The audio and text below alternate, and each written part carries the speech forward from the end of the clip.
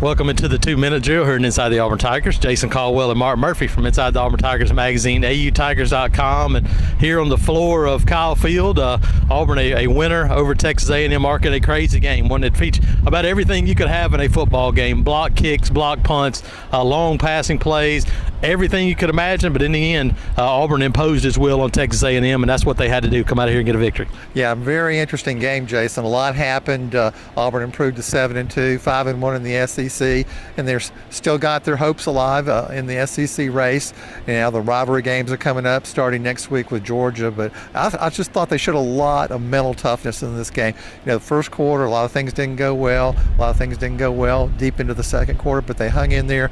They struck quickly with those big plays right before halftime, and that long drive was very impressive. And then Nick Ruffin blocking the punt was maybe the biggest single play of the game. Absolutely, one of the bigger plays of the year, because it really seized the momentum. The long pass to Darius Slayton gave Auburn the momentum. That really seized it and took it into halftime. Auburn comes out, adds some scores in the second half, really takes over the game. But Mark, you look, and Darius Slayton again, a couple of big plays. Ryan Davis, big plays. We talked about it, the opportunity for some big plays in the passing game. Auburn got those things. It opened up the run, and Kerryon Johnson did what Kerryon Johnson does. I thought Chip Lindsey called a very aggressive game. Now, they missed on some things that were open. They just didn't connect on passes. I think there were 3 drops and a couple overthrows, but they didn't go away from it. They kept attacking and attacking and attacking, and they finally paid off. And then talking about attacking, Nick Ruffin went over to Gus Malzahn in the first half and said, "Look, I can block one of these punts. Give me another chance to do it," because they came close earlier, and something they'd worked on the past couple weeks, and they hit big. Auburn, took those timeouts right before halftime to give them a chance to make it happen. Yeah, that's one of the aggressive things that kind of gets lost a little bit. They wanted to get the ball back, take a shot, and it worked out perfectly. And Mark, defensively, Derek Brown really active up front. Jeff Holland, those guys.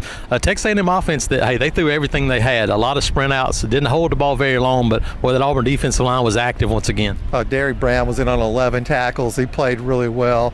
I thought Marlon Davidson played well. I talked to Marlon after the game. He said he was much more mobile after having the extra week to get out there. He didn't have to wear his brace like he had in earlier games. And I thought Trey Matthews played really well too. You can see he makes a difference on the field when he's out there. They've missed him since he got hurt in the first half of the LSU game. Absolutely. A big win for Auburn, and now it sets the stage for the first of 2 really big ones down the stretch. Mark, Georgia comes in. This is a game that Auburn struggled with.